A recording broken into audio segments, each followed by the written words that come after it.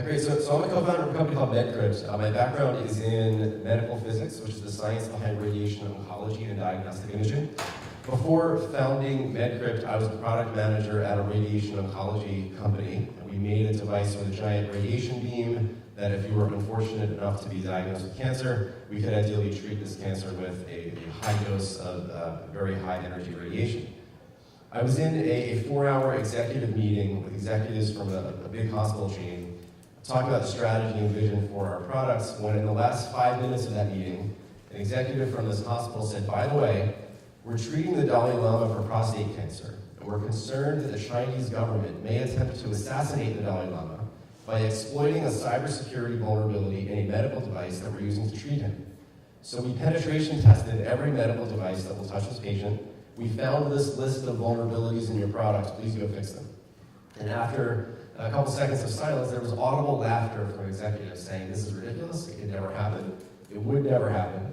If it did happen, it'd be your fault because you're the hospital and you maintain your own network. It's not the medical device vendor's fault.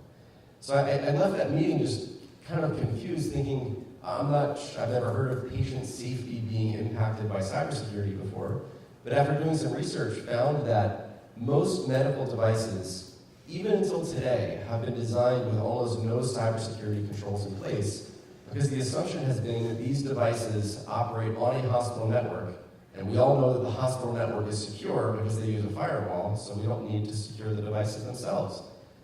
Since then, we have learned as an industry that the hospital network is not secure, right? Regardless of how many firewalls you have, somebody will always get onto that network. And number two, the number of medical devices that are being released that are designed to operate outside the hospital network is increasing exponentially. So things like pacemakers, insulin pumps go home with the patient. There's a huge push to move patient treatment out of the hospital and into the home, or at least ambulatory care facilities. If you have a medical device that operates on a cellular connection, what network would you secure? You really need security in the device itself. So what we've seen since then, that meeting I was in late 2014, we've seen several instances where medical device vendors have lost a lot of money as a result of just the existence of these cybersecurity vulnerabilities. So that this isn't just an abstract concern about what will happen if some nation state wants to hurt a particular patient.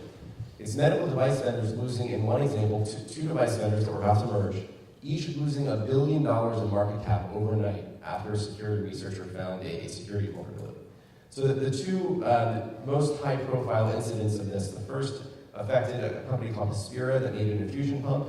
A hacker, what they call a white hat hacker, who would consider himself to be a good guy, was actually being treated for a condition in a patient, saw the drug infusion pump that was plugged into him, had an Ethernet port, and said, I wonder what happens if I plug my laptop into the Ethernet port. And he found that he could extract the firmware of the device, the source code that told that device how to work, in plain text from that device, and add 5 characters to the source code of that device, which is times 1,000. Re-upload the firmware to the device so that when a physician said deliver 1 milliliter of drug, it would deliver a liter of drug. Yeah, he then disclosed this to the device vendor, was not entirely happy with how the device vendor reacted to this disclosure, and chaos ensued. Another example, an organization that would also consider themselves to be white hat hackers, although that could be disputed, found a vulnerability in a St. Jude pacemaker. And rather than disclosing this vulnerability to the FDA, they decided to partner with a hedge fund, short the stock of both St. Jude and Abbott, who was slated to buy this company, and then go on Bloomberg talking about how terrible this vulnerability was and how the FDA was going to pull half their products off the market. It was a huge issue. There's a very active debate as to whether or not that is a moral way to deal with these disclosures. But needless to say, there are people out there that will do that stuff to your devices. It's quite scary. Last October, the FDA put out a revised set of guidance, which they consider to be mandatory rules for medical device vendors, requiring device vendors to build cybersecurity features directly into their devices. So they are now saying, you will not get regulatory clearance for your device if you don't have these core cybersecurity features in your device.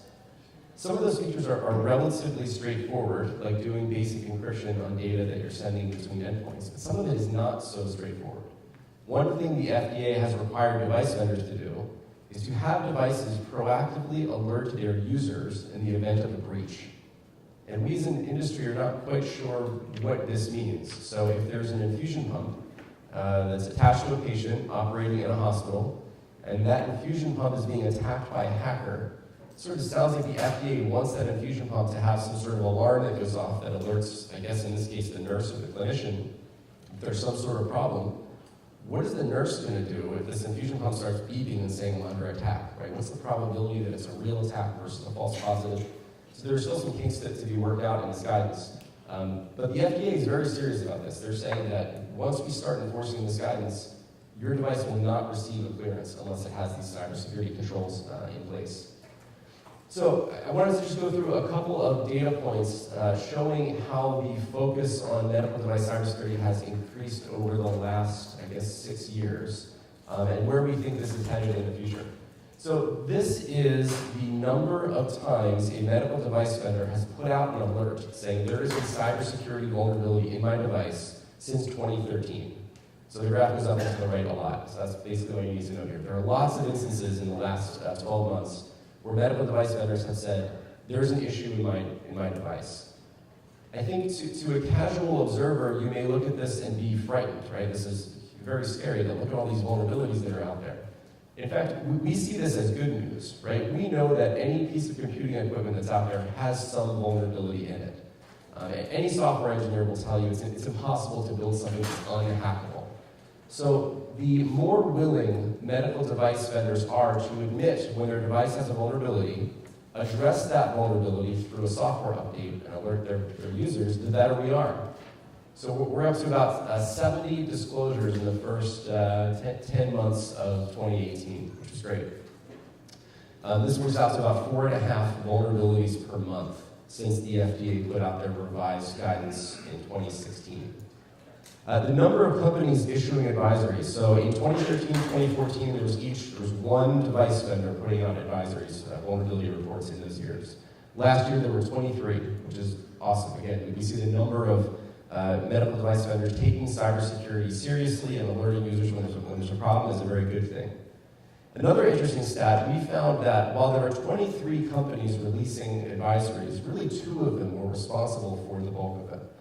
We don't talk about who they are, but if you were to sift through the data, you could figure it out. There's 2 device vendors that have taken a very proactive approach to cybersecurity, saying, we're going to let our users know when there are vulnerabilities, even if we're not being forced to by the FDA or some other organization. We think that's great. One slightly frightening statistic. Of the top 40 medical device vendors, 29 of them sell some form of a medical device that has a computer in it and is networked. Yet only 10 of those companies have ever released a vulnerability. So there are 19 very big medical device vendors out there with devices that have never reported a vulnerability. So there are 2 possible explanations for this. Either, number 1, there are no vulnerabilities in any of those devices, which I think is pretty unlikely. Or number 2, they have not yet seen the light. They have not decided to willingly talk about these issues out in public.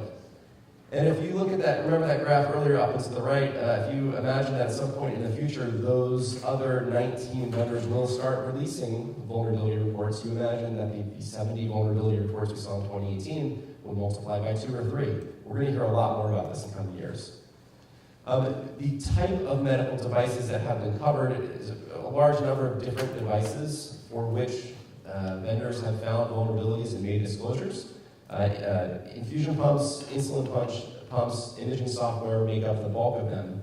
But there are a couple of categories of devices here that are conspicuously absent. We've never seen a cybersecurity vulnerability alert for a surgical robot. Never seen one for a piece of radiation oncology equipment. And these are devices that are very dependent on software and very dependent on their network capabilities. We've never seen a company talk about a vulnerability there. Again, maybe there aren't any. I don't know. So, conclusions about this data. We see the stigma of medical device vendors admitting that there are cybersecurity vulnerabilities in their devices waning, and that's a very good thing.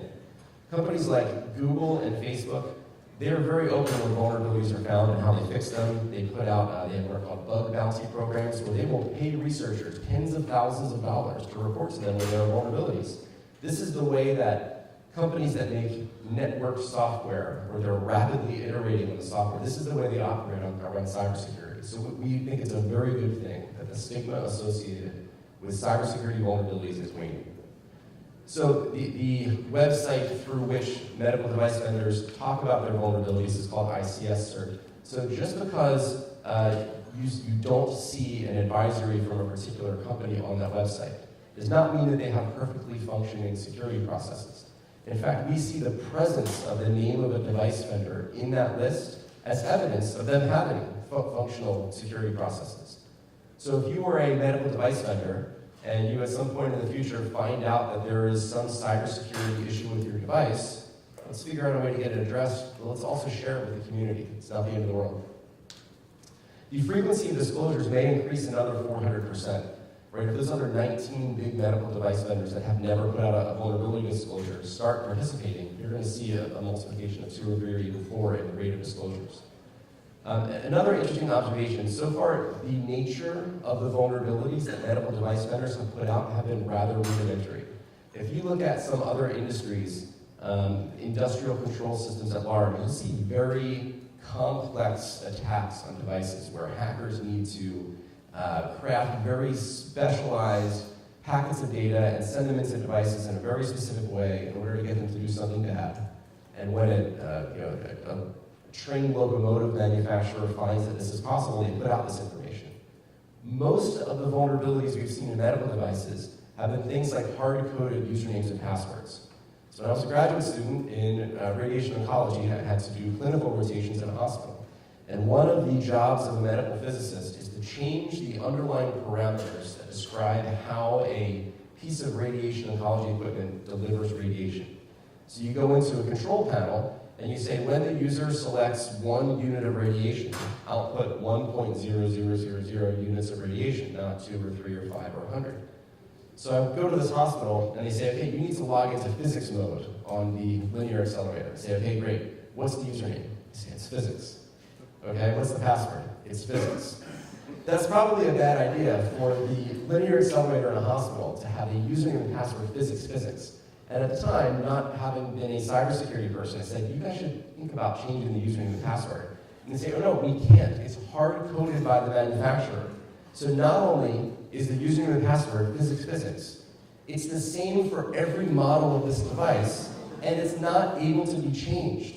So it was sort of shocking to me even then. I wish that I would have made the observation in 2012 that I maybe could start a company a couple years earlier. But they're very rudimentary vulnerabilities that are being found in these devices. And we sort of think that once device vendors address these very rudimentary vulnerabilities, we'll start to see more complex vulnerabilities start to be addressed in medical devices. And again, that's a good thing. Certain device classes are leading here. We've seen lots of companies that make pacemakers and insulin pumps make great strides in cybersecurity, legitimately really cool technology going into pacemakers now to make them more secure. Other classes of devices are lagging a bit. I think the FDA guidance that came out last October will go a long way in closing that gap. So how can we get better and build devices that are more secure? So there's this framework that is put out by, I think this is a NIST framework, where organizations that release connected devices should protect those devices, they should detect problems with those devices, and they should then respond to them. So first, how do we protect the devices? Think back to the firewall example of medical device vendors assuming the hospital had a good firewall. Instead, the FDA is saying we think that device-based features should be the primary defense against cybersecurity issues. Don't rely on the hospital, don't rely on the user, build things into the device. Second, detecting these vulnerabilities. We saw that a little over 40% of these cybersecurity vulnerabilities that were disclosed by medical device vendors were found by security researchers. And presumably these are not security researchers being paid by the device vendor. These are literally, and I use this term in the most endearing way possible, these are nerds in their basement that got a medical device, started poking at it, and found a vulnerability. They then tell the medical device vendor there's a vulnerability, and then the medical device vendor goes and does something about it. So is this 40% number high or low? Well, it kind of depends. In other industries, it's actually higher, right? In certain classes of industrial control systems, it's more like 60% of vulnerabilities are found by researchers. But I would love to see a situation where 80 or 90% of vulnerabilities are found by the vendors themselves through proactive testing, where we say, we tested our device, we found this vulnerability, we fixed it, here's the information about it, we're not going to make that mistake again, you shouldn't either. I think another way to detect these vulnerabilities is to have design features in the devices that detect when they are being tampered with. And the device, the FDA calls this intrusion detection, right? This is active intrusion detection in the devices. A lot of times we'll be asked, has a medical device ever been hacked and patient harm has ensued? Well, the FDA will tell you that technically the answer to that question is no. We don't know of a case where the vice president's pacemaker was hacked by a terrorist group and the vice president died. However, devices that are on the market today largely were not designed to have any monitoring in them at all. So if that were to have actually happened, I'm not confident we would know about it. That's the first thing. The second thing is, there are a bunch of researchers out there that have pointed to secondary effects of cybersecurity incidents in medical devices, leading to patient harm. The most common example of this is a case where a patient is having a stroke, and they very quickly need to determine if the stroke is ischemic or whatever the other one is, I forget. And I think you get a CT for this? Any physicians in the room? Yeah, a CT or MRI? CT. And the patient gets to the hospital and the CT scanner is down because the CT scanner runs Windows, and the CT scanner that runs Windows has been affected by the WannaCry ransomware attack. So that patient's CT scan is delayed because they need to be transferred to another hospital where the device needs to be rebooted, and your chance of surviving that stroke goes down every minute that you haven't been properly diagnosed. There was another report that came out of Vanderbilt University that showed that if you present at a hospital with a heart attack, you are about 1% more likely to die if the hospital that you're going to has had a cybersecurity incident in the last 2 years. So that's sort of shocking to me because I think at this point, almost every hospital has had a cybersecurity incident in the last 2 years. So it just shows that you don't need the actual medical device treating the patient to be hacked in a targeted way affecting a specific patient for there to be negative clinical outcomes here. Finally, respond. The FDA wants to see medical device vendors respond with a software patch to vulnerabilities within 60 days. Anybody here from a medical device vendor? Can you issue a patch within 60 days? No. We've heard medical device vendors stand up at conferences when the FDA, representatives from the FDA are on stage, and say, the fastest we can possibly release a software update for our device is 180 days. Our process is we have to write the software, we have to test it, we have to test it some more, we have to test it some more, we have to fill out the paperwork, and then we have to do the release, then we have to go to the hospital with a thumb drive and do the patch. That's our system. And the FDA says, your system is broken. If you can't do a software patch within 60 days, there's a problem. In reality, I think that there's a common ground somewhere between there. I think 60 days is actually pretty quick, right? Having been in a medical device, that is a very fast time for a software update of a clinically regulated medical device. But 180 days, like I think you can make a human in 270 days or something, right? So if I can make a human more quickly than you can issue a software update, there's a problem. Second, when we started MedCrypt, so we made software that we sell to medical device vendors that allow those medical device vendors to build devices that have security features in them. We had many investors tell us, oh, there's this not invented here problem. The medical device vendors only want to do things using tools they've used internally. Well, we see healthcare companies and medical device vendors releasing clinical applications on Amazon Web Services. We see them using products like Okta for user authentication. We see them using products like Duo for two-factor authentication. There's no reason to build a tool internally yourself. If a commercially viable product exists, that way you can spend your time focusing on clinical features, not building an encryption framework from scratch. So our approach to the problem, we give medical device vendors advanced security features in about 10 lines of code. In this example, the user is setting up MedCrypt. They're using it on a device that's sending data somewhere. They're using it on the device that's receiving the data. By using MedCrypt, we've ensured that the data is encrypted so nobody else can read it, that it's cryptographically signed so we can verify the data hasn't been tampered with. And then we monitor these transactions to see if perhaps a device that usually gets 500 instructions per day has gotten 5,000 instructions in the last hour. That would be highly unusual. That's the proactive intrusion detection. So, closing thoughts, this is not a compliance issue. This is not a regulatory compliance RAQA issue. This is an engineering issue. Medical device vendors need these features in their products for them to be secure. Number two, this is not just a regulatory issue, this is a market issue. If you are a medical device vendor and you get cybersecurity wrong, you will lose in the marketplace. The Mayo Clinic will be less likely to buy your products. The FDA will be more likely to recall your products. You will lose money. Finally, defining product requirements is really hard. Figuring out what security features should be in your device, that's hard. Getting them in your product is even harder, especially if you're trying to write everything from scratch. Use trusted tools out there in the market. We think MedCrypt is good. Some more information here at medcrypt.co/white papers. We've got some information that's intentionally not an advertisement for MedCrypt. We talk about this problem in a very academic format. If you're interested in the topic, I encourage you to go there and take a look. Any questions? I have a question. Yes? So with all these vulnerabilities out there, why do you think they haven't been exploited? Or noticeably exploited? So with all the vulnerabilities, why haven't they been exploited? So two possible answers to that. Number one, they have and we don't know it.